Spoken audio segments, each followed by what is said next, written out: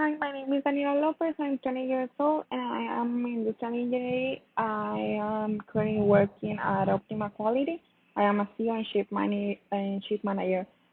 Optima Quality is a company focused on verify the quality of products in companies that are dedicated to export and thus help these companies to ensure that their products meet the quality standards imposed by the countries where they will be exported.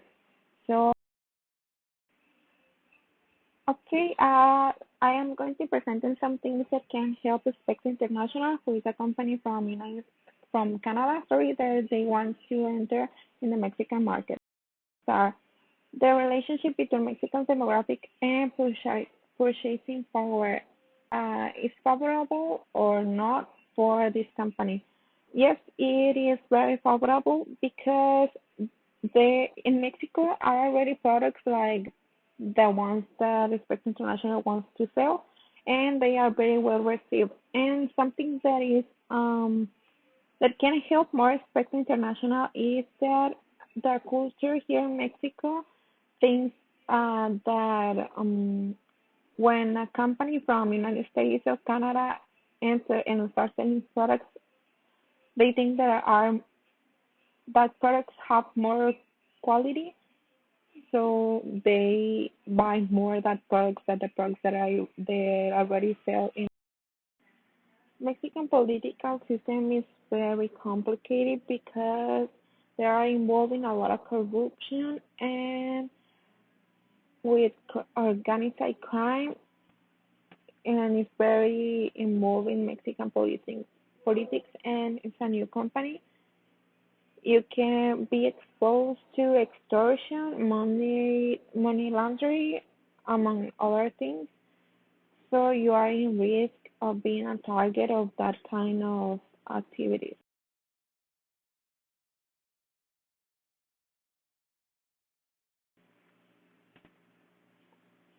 How it will play out within the Mexican economic system? Okay, in this case, private properties or companies in Mexico have many limitations when they want to buy a piece of the land. And if you are a foreign company and you want to buy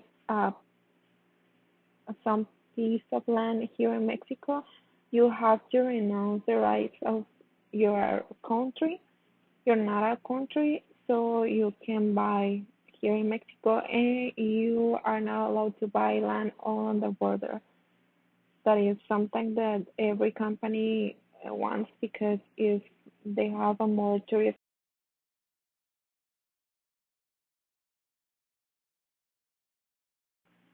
Mexican legal system, Article 123 of the Mexican Constitution says that workers' rights have to have 8 hours workday, 7 hour night work. They need to have vacations, mandatory days, safe working place, job security, minimum wage, overpaid, and compatible pay. By complying with the government regulations, the company is fully benefited and the company will not have any problems to start working in this country.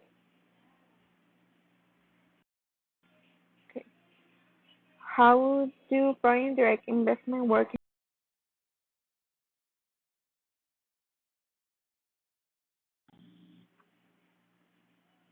Mexican peso doing? It's very important to know that Mexican peso ranks as one of the top 50 trade currencies in the world. It is in the third place after US dollar and Canadian dollar. And some rankings say that the most popular Mexico peso exchange rate is the USA and to Mexico rate.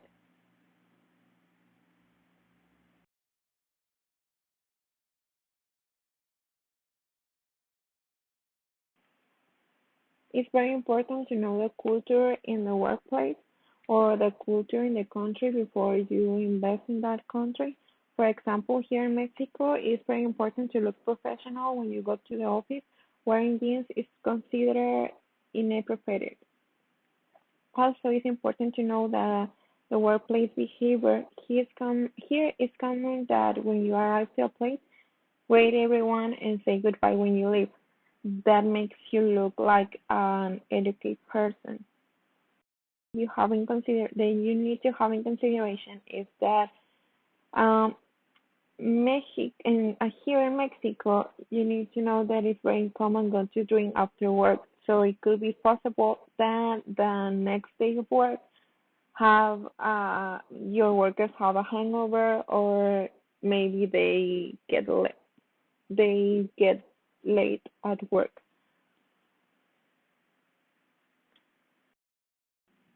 Each country have different regulations when we are going to talk about environment.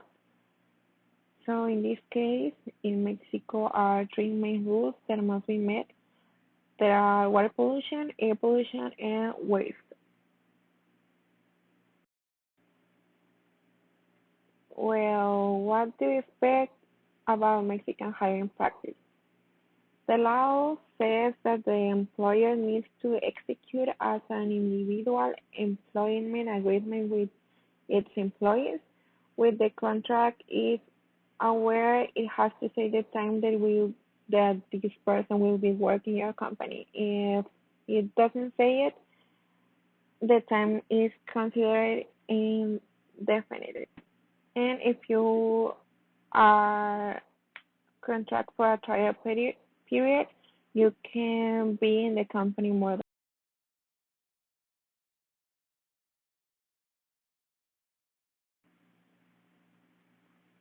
relevant trade policies details in terms of free trade agreements here in Mexico. The more important thing is the IVA here in Mexico, that is 16% of your products. If you want to know the exact amount of taxes that will be paid for importation, it's important to check the official website of the government. For industrial products that are to be imported from a country with which there is not free trade agreement, a tax of between 10 and 20% is charged. Mexico has a lot of free trade agreements. Here are some of them. NAFTA, that is North American Free Trade Agreement, is with the United States. Another one is Chile, Mexico, Mexico, Mexico, Mexico, Mexico, and Mexico, Peru. My recommendations is that you must enter the Mexican market.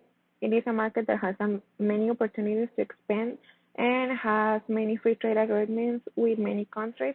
The only disadvantage is organized crime, but looking for the right help and starting in the right place, company can prosper.